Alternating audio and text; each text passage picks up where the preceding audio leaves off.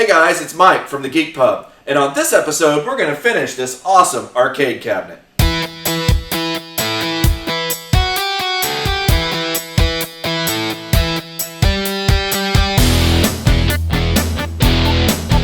Well, hey guys, welcome to part 3 of our arcade cabinet build. And in this episode we're going to finish it up by finishing up the lighted marquee and applying all of the graphics. Now, unfortunately, one of my graphic panels has still not arrived, and so we're going to go ahead and finish the video without that, and I'll show you how it looks in a follow-up video or in one of the future pub talks. To light the marquee, I got this LED light. It's just a light strip that plugs in at a local big box store, and I'm just going to install this in the back of the marquee box.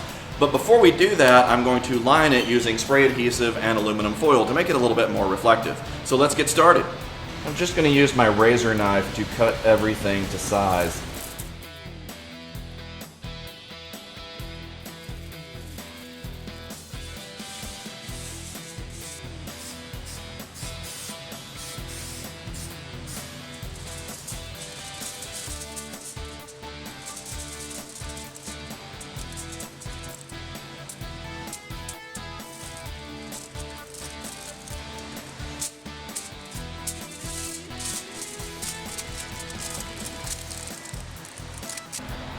And I'm just going to install the light fixture. It's pretty easy, it's just one screw. Okay, I'm going to cut two 4x27 inch sheets of acrylic out of this large sheet, and this will be the sandwich for the marquee artwork. And I highly recommend that when you cut acrylic, you cut it on the table saw and you use something like a micro jig to hold it flat during the process, otherwise it might crack.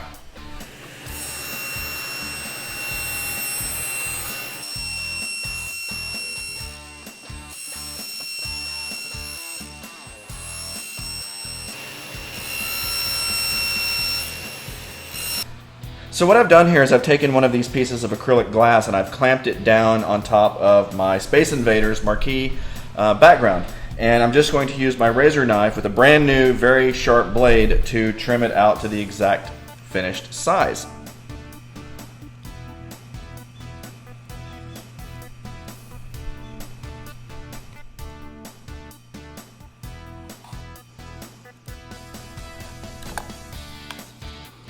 And then finally, just remove the clear plastic that is on there from the manufacturer, and that will reveal the finished product.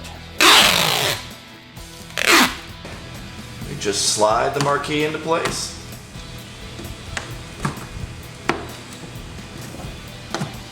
Okay, so I have went ahead and completely disassembled the arcade and brought it upstairs into the game room. And I did this because I wanted to have a very clean, dust-free environment in order to install the graphics on.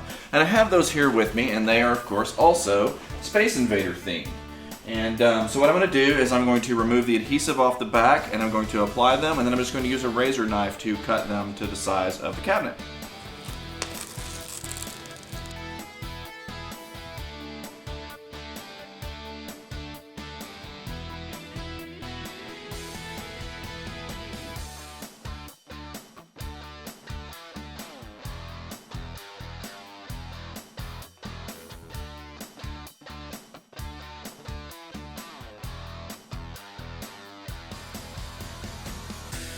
And now I'm just going to use a razor knife and I'm going to trim it along the edges of the cabinet.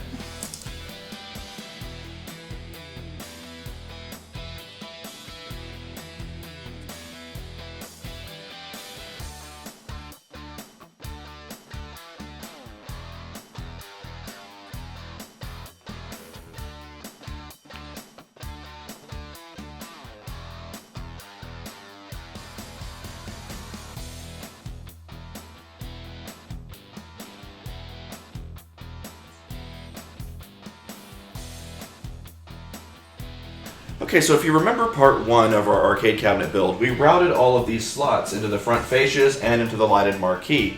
And that is to accept this T-track. And this T-track has these little ribbed slots that stick out, and they will compress into the slots that we routed with the router.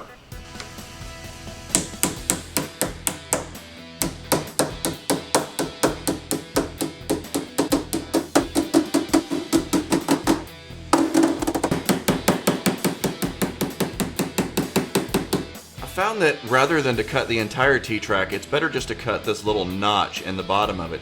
And that way I can fold it over and it provides for a much more finished look.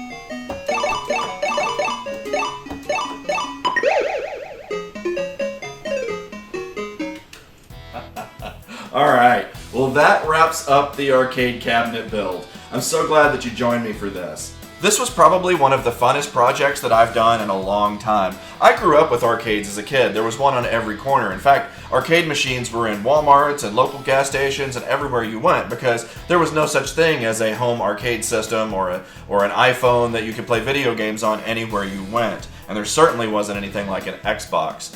So you had to go make a trip if you wanted to play an arcade. And so that's what we did all the time. And other than the missing graphic on the kick panel, the arcade cabinet is fundamentally complete. I've also only so far installed MAME and a front end for it called Maximus Arcade. But in the future, I'm going to put emulators for Commodore 64, Nintendo Entertainment System, Atari 2600, Neo Geo, and other emulators. I just haven't got around to doing that yet, and I'll probably make a video about all of that as well. I'll probably do at least one more follow-up video on some of the things that you didn't get to see, such as the software install and those types of things. I'd also like to talk about some of the mistakes that I made, and none of them are major, but I think they would help you in your cabinet build. So some of you probably think that I'm crazy having a Space Invaders marquee and side art and having a Pac-Man control panel. Well, in the future I will also have a Pac-Man kick panel when that comes in. Because the machine is a multi-arcade and it can play just about any game, I wanted to have a little bit of fun with that and kind of show that. And so I'm kind of doing a multi-arcade theme, and I may, over time, change stuff. I've actually considered changing my marquee over to a Geek Pub logo. Well, hey, thanks for watching this video. If you liked it, hit the subscribe button. And if you want to follow along with me, go to facebook.com/thegeekpub.